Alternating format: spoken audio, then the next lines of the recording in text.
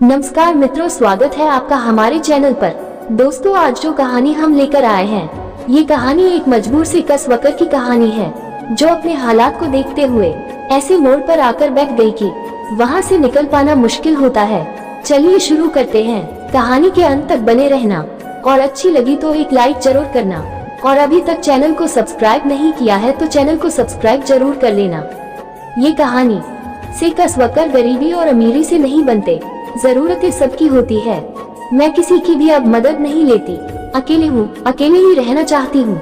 मैं sex worker हूँ, मुझे नहीं बुरा लगता है।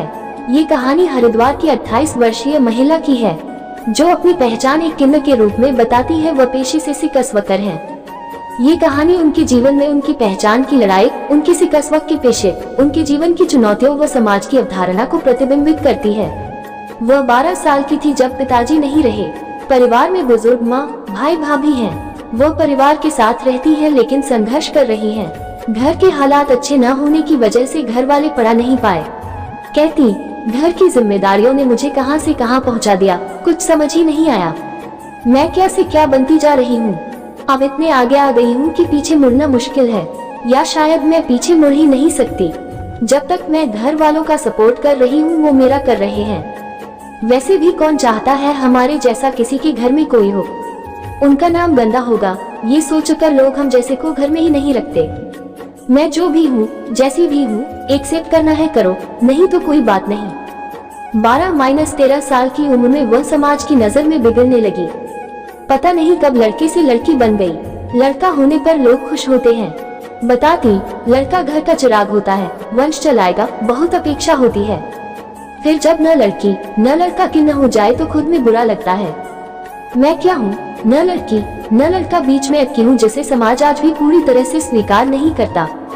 छक्का, हिजड़ा, मीठा, के जाने क्या क्या नाम देते हैं। बहुत बुरा लगता है, लेकिन अब आदत हो गई है।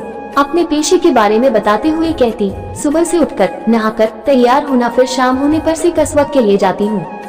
कभी का दिन बहुत अच्छा जाता है, कभी इतना बुरा कि याद रहता है।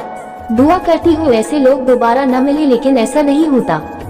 जो अच्छे होते हैं वो दोबारा नहीं मिलते, जो बदतमीज होते हैं वो दोबारा जरूर मिलते हैं। शुरुआती दौर में बहुत बुरा हुआ।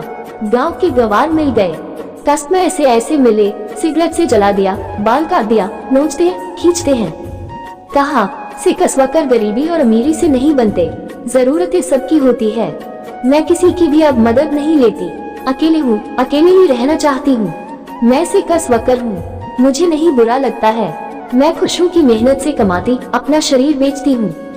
चोरी नहीं, गलत काम नहीं करती। लोगों का नजरिया है ये काम गलत है।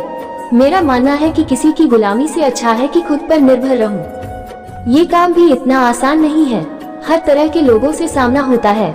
अच्छे लोग भी मिलते हैं, बुरे भी, लेकिन इन सब चुनौतियों से डर कर पीछे नहीं हट सकती। जैसे सबके काम में उतार चढ़ाव होते हैं, वैसे ही मेरा काम है। कुछ संघर्ष, चुनौतियां हैं, उसे फेस करना ही है। अपने पेशे से वो खुश हैं, लेकिन ये पेशा उनके लिए कई बार उनके खुद के लिए, उनके जीवन के लिए एक चुनौती की तरह भी सामने आकर खड़ा हो जाता है। ऐसे में कई फैसले उन्हें अपने जीवन के लिए अपनी इच्छा के खिलाफ भी लेने पड़ते हैं। इससे जुड़ा एक उदाहरण देते हुए वह बताती है, अक्सर ऐसा हुआ है कि सेक्स करने की बात हमारी एक से हुई है, पर कई लोग आ गए। मजबूरी थी, फंस गई तो कह दिया, भैया कर लो तुम भी। एक बार का किस्सा है, जिसके साथ मैं गई थी, वह तो मुझे छोड़कर भाग गया। वहाँ 2 लोग और मौजूद थे। उन 2 लोगों ने मेरा फोन छीन लिए।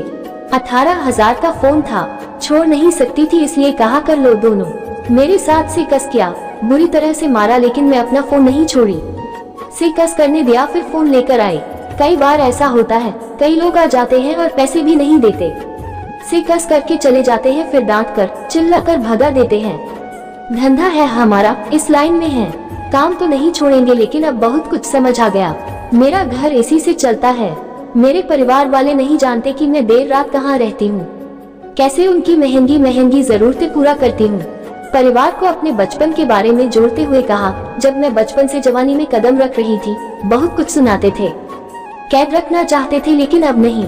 मैं अपनी मर्जी से चलती हूँ, घर में खाना भी बनाती हूँ, लड़कियों की तरह कपड़े भी पहन कर रहती हूँ, चूड़ी भी पहनती हूँ, लेकिन अब मुझे कोई नहीं टोकता।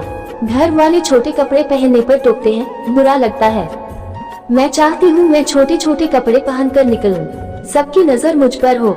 लोग अच्छे कमेंट पास करें, लेकिन हर तरह के लोग हैं। गलत कमेंट ज्यादा पास करते हैं, अच्छे भी होते हैं। समाज की यह रीति रही है, अगर कोई उसकी मंजूर की हुई धारणाओं से परे कोई पहचान या व्यवसाय या कोई अन्य चीज अपनाता है, तो समाज उसे दरकिनार कर देता है, उसे जीने नहीं देता, क्योंकि समाज मानता है कि समाज में जीने के लिए समाज के कायदे कानून मानना सबसे सर्वप्रथम है, उसके जीवन उसकी पहचान से भी ज्यादा। इसी विचारधारा ने कभी लोगों को खुलकर सामने आने ही नहीं दिया, उन्हें हमेशा बांध कर रखा। बदलते युग के साथ जो इन धारणाओं से बाहर निकलने लगे, उन्हें बहिष्कृत किया जाने लगा। ये कहानी हर उस व्यक्ति से जुड़ी है जो समाज की धारणाओं के खिलाफ लड़ रहे हैं, ताकि वह अपने अनुरूप जीवन जी सके। जीवन में अगर साथी मिल जाए तो भी खुश, और न मिले तो भी, लेकिन एक आशा के साथ जीना, जैसे कि उन्होंने कहा।